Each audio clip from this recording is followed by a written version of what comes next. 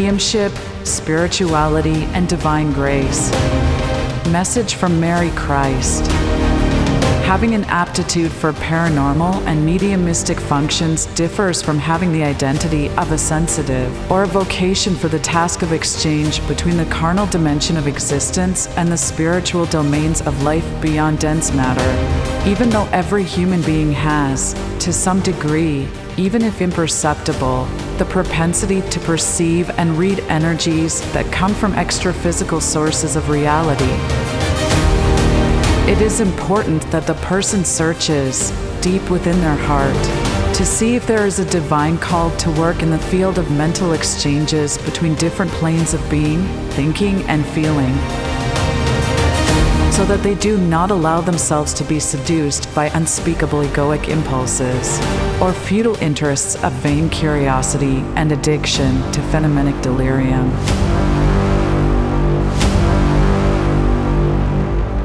It is not desirable to speed up the expansion of mediumistic perceptions. The ability to move between sensory frequencies that transcend the spectrum of the five senses of the animal body develops naturally, in proportion to each person's psychological and moral maturation.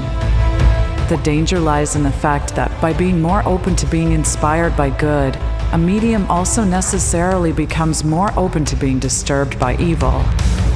In other words, because they are more psychically sensitive to what comes from the sublime domains of consciousness, they will also be more susceptible to toxic and/or malevolent emanations from agents of disaggregation and misfortune.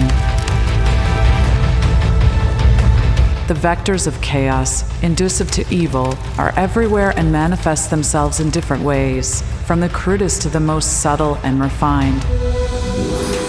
The soul aged on the evolutionary path knows how to convert the emotional turbulence generated by impacts, attacks, and unfortunate suggestions into a boost for creativity and the decoding of lessons implied in the crisis in order to expand their own lucidity and, consequently, achieve a broader worldview with conceptual parameters that are not only higher in the field of feeling,